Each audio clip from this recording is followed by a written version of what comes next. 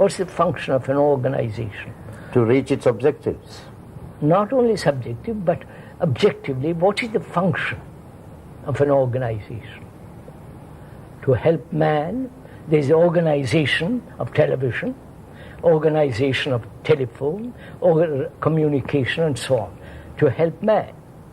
But man uses the organization for his power, position, money, and so on. And perhaps I would like to add here,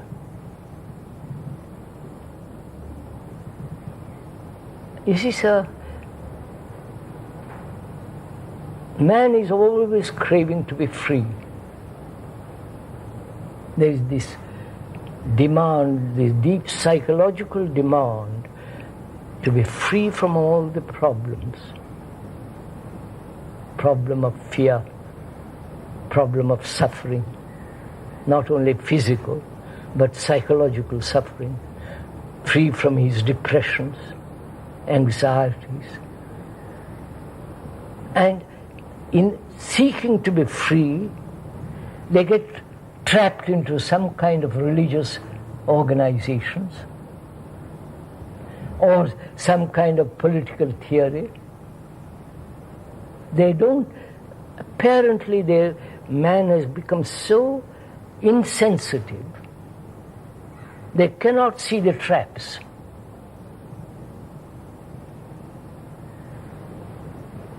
But hasn't man also grown in his capacity to recognize this? He may recognize it, but he's caught in it. Look, sir, I think we all are agreed, all over the world, that man, in this confusion, uncertainty, is seeking security. Yes. Not only physical security, but much more psychological security, inner security. And he has tried religion. He has tried the security of nationalities. He has tried following some guru.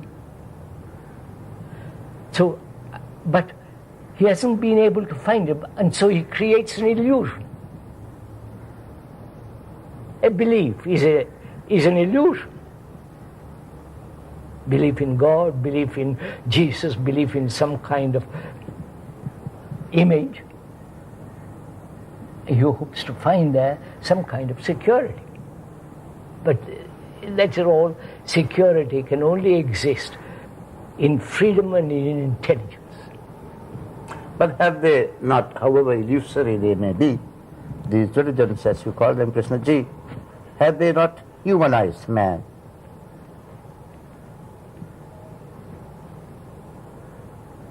Perhaps at the very beginning, when man was savage, when man was worshipping clouds, and which is much better perhaps. No harm in worshipping a cloud. You can all worship the marvelous clouds, worship the sun when it sets, the glory of the colors. Perfectly harmless. Harmless. But now, religions have brought about wars. Yes. Christianity has killed probably more than any other religion in the world. Buddhism has not so far, nor Hinduism so far, but other religions have brought wars. And war is a means to heaven for some religions. But before we get to heaven, we kill each other. That's right. But yet it has given millions of people some few rules and guidelines for day-to-day living. I question it. For example, all of them are common in saying, love one another. Yes. All religions have said that. Yes. All religions have said, love your enemy, don't kill, live peacefully, love your neighbor as you love yourself. All religions have said this. And none of them follow this. You mean the people? Oh, the whole people or politicians, group, everybody, they don't follow this. And that's why religions become meaningless.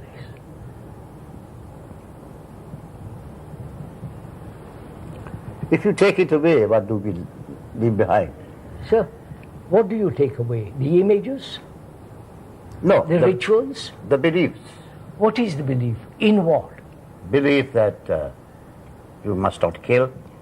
But, it's not a belief, it's a fact. Don't kill. Yes. Why do you want to believe? But if you would take it away, the concept. No. Because you have made it into a belief, it's become a concept. Yes, yes. But if you say don't kill, which is obviously necessary, you don't have to believe in not killing. Because someone said so at the beginning, there are millions of people who don't do it, who might otherwise not hesitate to kill, not human beings in anger, but I'm talking of animals. So, after all, nature is not created by man. Yes. Nature, the trees, the rivers, the mountains, the animals, and so on, they are not created by man. So they have their own law. Yes. Tiger kills a deer, and so on. That's their own law. But the moment man interferes with that, he's bringing greater misery to nature. Say, for instance, they're killing whales. Yes, yes, They're killing dolphins. yes, They're exterminating very rare species. yes. So man is responsible not to nature, not to hurt nature, but he's responsible to see that he lives correctly. Then you can have a peaceful world. But to do that, Krishnaji, man must have some idea of behavior pattern, what he may do, he may not do. We've had it, sir. So how can we get them to follow this? They can't follow it. They have, look, sir, all the priests at one time laid down the pattern. Yeah. Do this, don't do that. If you want to reach God, you must be a celibate, you must be poor, you must be this, you must be that. They have laid down all that according to their ideas. Yes. Man now is rejecting all that.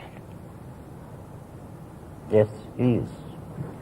And so he's lost. And so he gets trapped into something which is unreal too. So what is important is to understand yourself. You understand? Yes.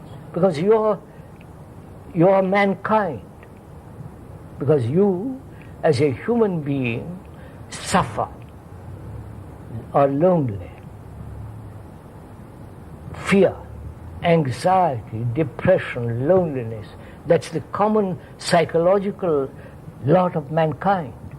So basically we are one human being, not you separate from me. Psychologically we are all similar.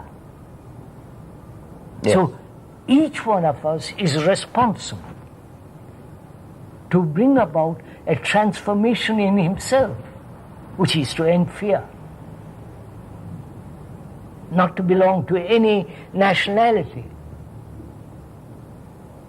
to understand himself, which is knowing his conflict and dissolving. He must be responsible to himself, not to somebody else. Which is, responsibility means, after all, man is acting now selfishly, totally.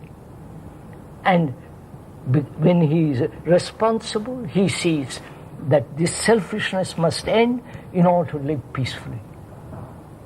That is his responsibility. And he is unwilling to take that responsibility. Few might.